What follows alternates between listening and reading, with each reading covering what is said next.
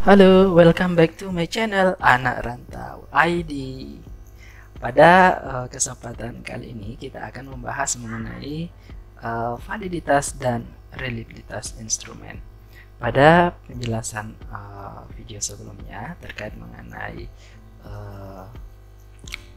pengumpulan data penelitian, saya telah menjelaskan bahwa dalam penelitian statistika ini berperan penting.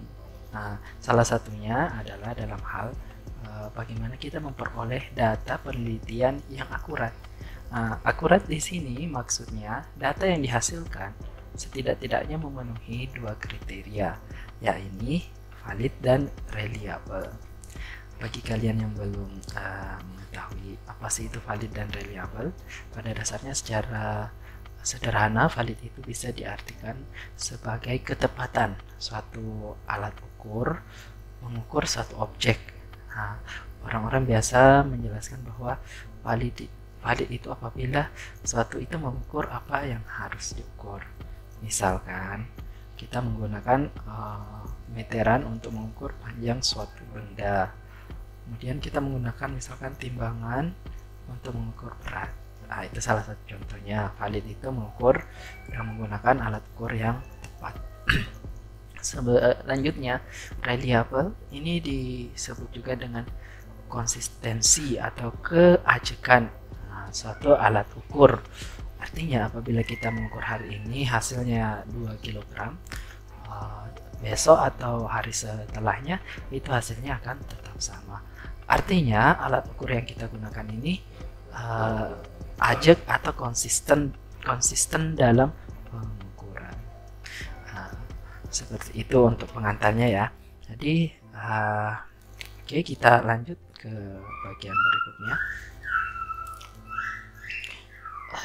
Ini ada beberapa definisi validitas dari beberapa ahli. Ada sekitar 4 ahli yang saya tuliskan. Ada banyak ya mengenai definisi validitas menurut beberapa pakar. Menurut pakar yang pertama atau Mahren dan Lehman menyatakan bahwa validitas dapat didefinisikan sebagai sejauh mana kesimpulan dari hasil penilaian dapat dibuat secara akurat. Jadi hasil akhirnya ini merupakan hasil yang akurat menurut Mahren dan Lehman. Sementara menurut Dearden dan Kabakov menyatakan bahwa tes dikatakan valid apabila mampu mengukur karakteristik yang akan diukur. Ya, setidak-tidaknya kita menggunakan misalkan penggaris untuk mengukur lebar dari kertas. Kalau misalkan kita menggunakan jangka sorong, itu agak kurang valid untuk digunakan untuk mengukur ke panjang atau lebar kertas. Selanjutnya, David Miller dan kawan-kawan menyatakan bahwa validity is the adequacy and appropriate of interpretation and use of assessment rule. Jadi validitas ini adalah keakuratan sebuah interpretasi dalam menggunakan aturan pengukuran seperti itu. Kemudian secara umum tes dikatakan valid apabila tes itu mampu mengukur apa yang seharusnya diukur. Dengan kata lain, keakuratan dari hasil pengukuran. Oke, ini beberapa definisi dari beberapa ahli. Jenis dari validitas. Jadi jenis-jenis dari validitas ini ada beberapa bagian. Yang pertama ada yang namanya validitas isi, kemudian ada yang namanya validitas konstruk dan validitas kriteria. Untuk validitas isi itu sendiri, ini menurut beberapa ahli ya, ini dikatakan bahwa validitas ini isi merupakan validitas yang diestimasi atau diuji atau menguji kelayakan suatu isi tes melalui analisis oleh panel yang berkompeten atau ahli. Jadi istilahnya untuk validitas ini adalah untuk mengukur sebagaimana isi tes ini mengukur apa yang kemampuan yang hendak kita ukur. Nah, jadi ini kita melibatkan beberapa ahli memang yang memahami secara mendalam terkait isi dari materi. Nah, validitas isi ini terbagi atas dua, yakni face validity atau validitas di muka dan logical validity atau validitas logis. Dikatakan validitas face validity ini tercapai apabila pemeriksaan item-item tes ini memberikan kesimpulan bahwa tes tersebut mengukur aspek yang relevan. Dasar dari penyimpulan dari face validity ini adalah lebih banyak diletakkan pada akal sehat. Jadi menggunakan akal sehat. Kemudian logical validity ini menuntut adanya batasan yang seksama terhadap domain perilaku yang akan kita ukur dan sesuatu desain logis yang dapat mencakup kawasan perilaku tersebut. Nah, intinya adalah item-item yang ada di dalam tes harus merupakan sampel yang representatif bagi seluruh item yang mungkin dibuat. Seperti itu. Kemudian kita masuk ke penjelasan berikut bahwa validitas isi ini intinya adalah validitas yang ditentukan. Jadi ini ditentukan oleh hasil penilaian ahli pada bidang tertentu sesuai dengan instrumen yang akan kita ukur kevalidannya. Instrumen ini dikatakan valid apabila para ahli meyakini bahwa instrumen tersebut mengukur dan mencakup dari penguasaan materi yang seharusnya diukur. Kemudian bagian berikutnya ada construct validity atau validitas construct. Ya, menurut beberapa pakar mendefinisikan bahwa validitas construct ini adalah sebagai tipe validitas yang menunjukkan sejauh mana tes mengukur suatu trait atau mengukur sesuatu hal yang tidak tampak dan menggunakan konstruk teori yang hendak diukur. Atau biasa dikenal dengan validitas konstruk ini menunjukkan pada konstruksi teori yang menjadi dasar penyusunan tes. Jadi kita akan melihat apakah benar-benar tes yang kita ukur ini berasal dari konstruksi yang tepat, seperti itu. Aspek-aspek yang biasa dianalisis menggunakan validitas konstruk ini berupa aspek psikologis seseorang, seperti aspek kognitif atau pengetahuan, afeksi, atau psikomotor. Sebuah tes dikatakan memiliki validitas konstruk yang tinggi apabila butir soal pada perangkat tes tersebut mengukur aspek berpikir seperti apa yang dirumuskan dalam kompetensi yang diharapkan. Jadi apabila tes ini mampu mengukur dari kompetensi yang diharapkan, artinya kompetensi yang disusun dari teori konstruk teori tadi, seperti itu. Nah, di sini dikatakan ada dua jenis validitas konstruk. Yang pertama adalah predictive validity atau yang disebut dengan validitas prediktif, dan konkuren atau validitas konkuren ya saat ini. Predictive validity ini merupakan validitas prediksi yang menunjukkan hubungan antara nilai yang terdapat pada alat ukur yang akan dicari validitasnya dengan skor kriteria yang diperoleh di masa yang akan datang. Jadi intinya untuk predictive validity ini untuk memperkirakan skor kriteria yang akan datang ya, seperti itu. Bagaimana keberhasilannya, misalkan nanti pada saat setelah dia kuliah berdasarkan hasil yang diperoleh pada saat dia masuk perguruan tinggi, itu istilahnya memprediksikan. Kemudian yang kedua, validitas konkuren atau konkuren validity ini biasa diperoleh dengan menghitung korelasi antar kriteria yang diperoleh atas suatu pengukuran yang sudah baku dalam waktu yang relatif sama, seperti itu. Kemudian yang terakhir, validitas kriteria atau criterion relative validity. Ini didefinisikan bahwa validitas kriteria ini merupakan tipe validitas yang disusun berdasarkan kriteria yang telah ada sebelumnya.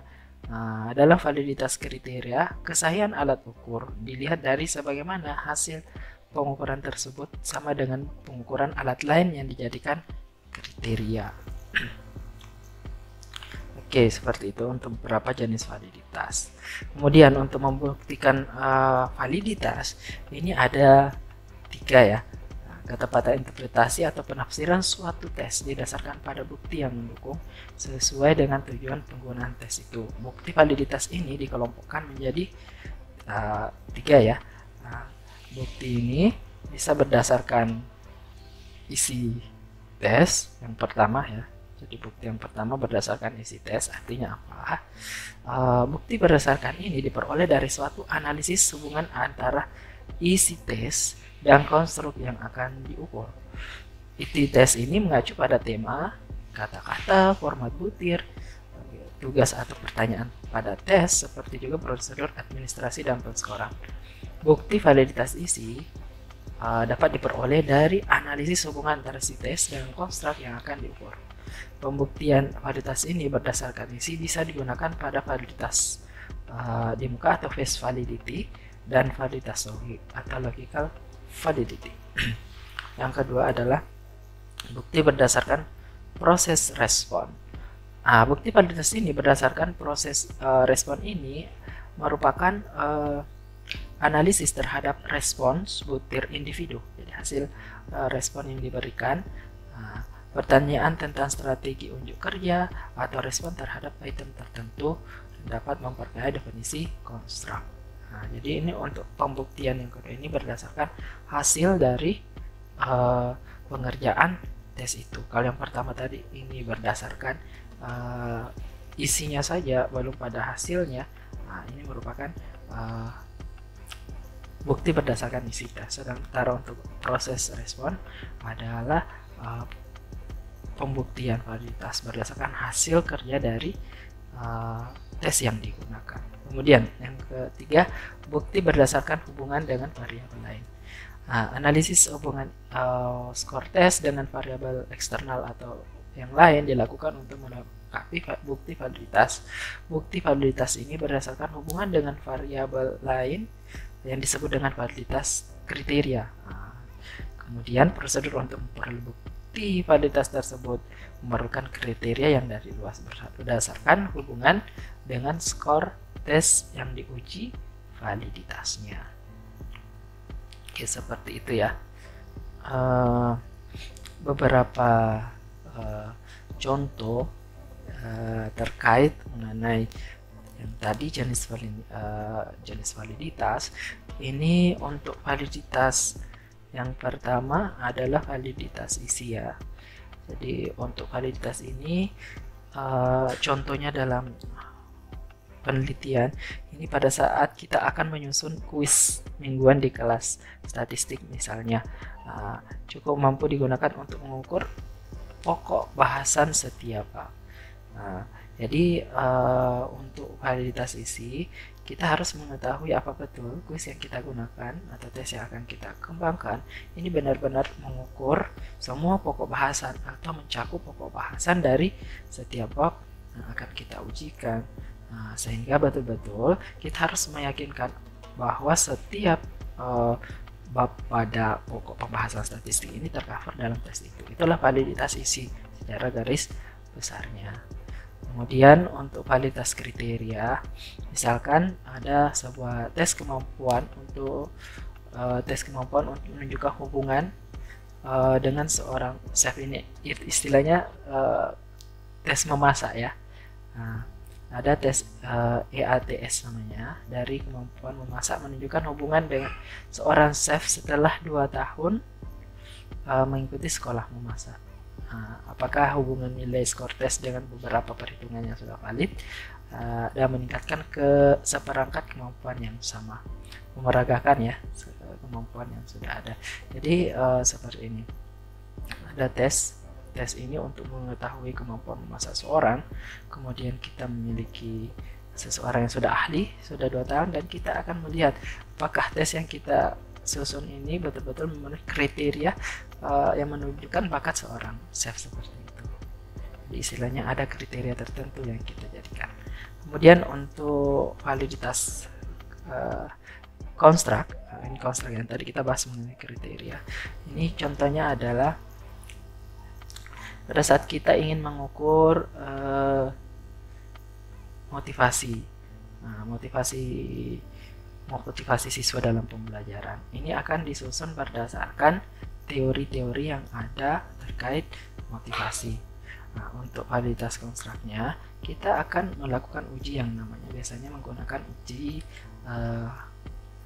analisis faktor. Nah, benar item-item di dalam tes yang kita kembangkan betul-betul berasal dari faktor itu. Jadi ini analisis yang biasa digunakan adalah analisis menggunakan teknik statistik analisis faktor seperti itu. Kita masuk pada pembahasan berikutnya, reliabilitas. Sebagaimana yang kita bahas sebelumnya, bahwa reliabilitas ini menunjukkan keajegan ataukah kekonsistenan sebuah alat ukur dari waktu ke waktu.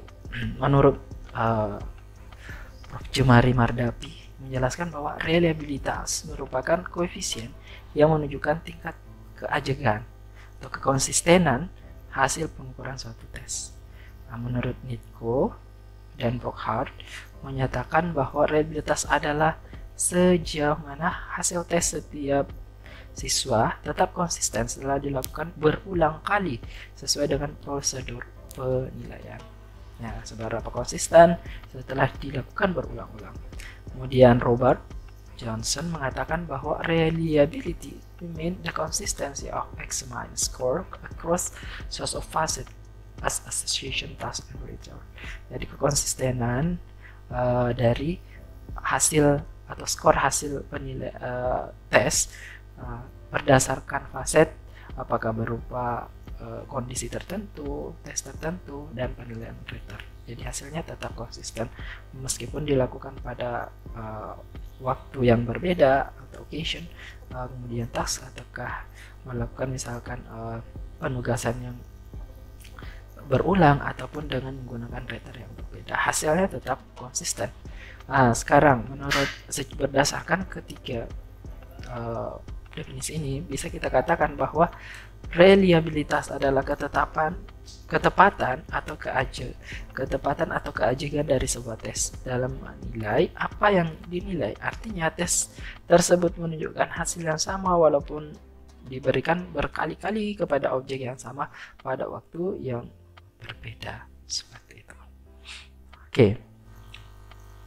Untuk jenis dari reliabilitas ini ada beberapa jenis dari reliabilitas yang bisa kita lihat. Yang pertama adalah konsistensi internal, kemudian ada stabilitas, kemudian ada penilaian inter-rater. Yang dimaksud dengan konsistensi internal, metode ini merupakan metode yang memerlukan satu kali penyajian tes saja. Dikenal juga dengan nama single trial administration. Dan karena itu masalah-masalah yang timbul akibat penyajian berulang dapat dihindari. Pendekatan dalam melakukan estimasi reliabilitas untuk konsistensi internal ini bisa dilakukan dengan menggunakan metode paralel klasik atau equivalent dan pendekatan kongenerik. Yang disebut dengan paralel klasik ini merupakan satu tes, ya. Kita melakukan satu tes, kemudian hasil respon dari tes itu kita bagi dua, bisa ganjil dan genap dibagi kedua, atau sebagian awal, misalnya ada 10, 5 awal dan 5 akhir. Intinya paralel klasik ini membagi dua hasil atau respon tes yang kita peroleh. Kemudian syarat dari paralel klasik yang harus dipenuhi ini adalah setidak-tidaknya rata bagian pertama dan kedua belahan ini, yang pertama dan kedua ini, serta varian kedua belahan ini sama, serta materi yang diukur sama. Jadi pengukurannya setidak-tidaknya jadi dari 10 misalnya item itu 5 ini mewakili dari semua materi yang mau diukur, kemudian rata-rata serta variansinya mesti sama. Estimasi reliabilitas dengan metode paralel klasik biasa menggunakan metode Spearman Brown karena bisa menggunakan Excel atau SPSS. Pada penjelasan video berikutnya, saya usahakan untuk membuatkan bagaimana simulasi dari memperoleh validitas dan reliabilitas. Oke, baik, untuk bagian kedua di konsistensi internal ada yang disebut dengan tau ekuivalen. Pada pendekatan tau ekuivalen ini, skor murni pada tes 1 sama dengan tes murni pada tes kedua ditambah satu konstanta. Estimasi reliabilitas dengan metode tau ekuivalen bisa menggunakan rumus yang dikembangkan oleh Rowland, bisa formula Cronbach alpha yang paling sering kita gunakan, ataupun KR atau Kuder-Richardson baik 20 maupun 21. Jadi pendekatan tau ekuivalen ini membagi tes menjadi beberapa bagian. Ada tes 1, kemudian tes 2, ditambah dengan satu konstan lagi, artinya bisa menjadi dibagi 3 dan seterusnya. Intinya pada ini varians dari semua tes, pembagian tes ini itu harus sama. Kemudian yang terakhir pendekatan congenerik, itu adalah pendekatan digunakan apabila varian kedua belah tidak sama. Apabila misalkan kita membagi beberapa bagian tes tadi, ternyata rata dan variannya tidak sama, maka perhitungan reliabilitas ini bisa menggunakan pendekatan congenerik atau bisa dihitung dengan formula Raju. Oke. Selanjutnya ada yang disebut dengan reliabilitas berdasarkan stabilitas. Oke, metode menentukan reliabilitas berdasarkan stabilitas ini menyatakan korelasi indeks reliabilitas dalam arti stabilitas hasil pengukuran. Metode ini biasa dikenal juga dengan metode test retest. Artinya kita melakukan beberapa kali pengukuran 1, 2, 3 dan seterusnya. Kemudian kita lihat korelasi dari kedua dan beberapa hasil pengukuran ini. Intinya untuk reliabilitas ini merupakan reliabilitas yang menggunakan beberapa kali pengulangan tes, pada subjek yang sama. Dan terakhir ada reliabilitas antar penilai atau interrater. Ini adalah metode yang biasa kita gunakan apabila kita menggunakan pengamatan terhadap perilaku seseorang atau karya tulis seseorang. Koefisien reliabilitas atau semacam ini menggunakan interrater, pada dasarnya menggunakan teknik analisis varians. Kita bisa menggunakan analisis menggunakan rumus yang dikembangkan oleh Hayat seperti itu. Kita juga bisa menggunakan ada beberapa teori generabilitas untuk menentukan interrater ini seperti itu. Demikianlah penjelasan mengenai validitas, reliabilitas, serta beberapa jenis dari validitas dan reliabilitas. Mudah-mudahan informasi ini bermanfaat bagi kalian. Jangan lupa untuk di like dan di share, dan satu lagi jangan lupa untuk di subscribe. Oke, saya akhiri penjelasan kali ini dengan ucapan assalamualaikum warahmatullahi wabarakatuh.